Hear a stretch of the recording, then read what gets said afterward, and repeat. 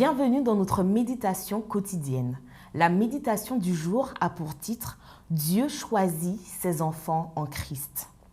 En lui, Dieu nous a choisis avant la fondation du monde pour que nous soyons saints et sans défaut devant lui. Éphésiens 1er, le verset 4. L'amour de Dieu pour nous n'est pas un plan d'urgence ni une réaction tardive après le péché. Son amour existe au contraire depuis bien avant notre naissance. Cet amour n'a rien à voir avec des sentiments fluctuants. Il n'a pas été quelque chose que Dieu a ressenti après nous avoir créés. Nous n'avons pas provoqué son amour. Il existait déjà bien avant notre origine. Nous sommes juste ceux en qui cet amour s'est manifesté. C'est cet amour souverain et éternel qui a fait que Dieu ait décrété, avant la fondation du monde, que tous ceux qui accepteraient le Christ comme leur sauveur personnel feraient partie de ses élus pour une vie de sainteté.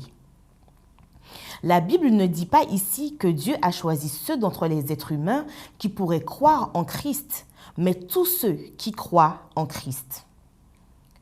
En prenant la décision de croire dans le Fils, le Père nous donne le privilège d'être saints et de vivre sans tache. Comment cela se produit? De la même manière que se produit le choix, c'est-à-dire en Christ. Un saint est quelqu'un qui a cédé le contrôle de sa vie au Christ et, une fois qu'il a renoncé au monde et à ses voies, il s'engage à accomplir la volonté de celui à qui il s'est donné. Quoi qu'il arrive dans la vie de cette personne, puisqu'elle vit dans la sainteté, Dieu se chargera d'œuvrer en elle par son esprit pour lui donner la victoire. Il n'y a donc maintenant aucune condamnation pour ceux qui sont en Jésus-Christ, lesquels ne marchent point selon la chair, mais selon l'esprit. Romains 8, verset 1er. Pour le commun des mortels, le saint, les élus, sont des personnes qui ne commettent pas d'erreurs et qui ne péchent pas.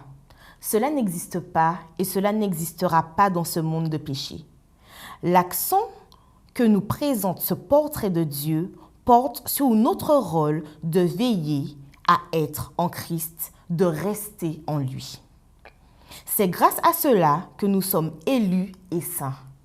À présent, c'est le Christ qui se charge de nous présenter sans tache devant Dieu. Voyez quel amour le Père nous a donné. 1 Jean 3, verset 1er. Je n'ai pas besoin de plus. Et vous?